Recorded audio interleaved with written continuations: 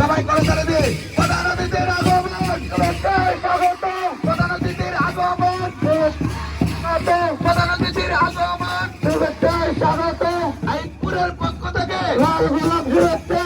Aipur capital ইসলামের পক্ষ থেকে লাল গোলাপ শুভেচ্ছা। প্রধান অতিথির আগমন শুভেচ্ছায় স্বাগত। ফারুক স্যারের আগমন শুভেচ্ছায় স্বাগত। শুভেচ্ছা স্বাগত।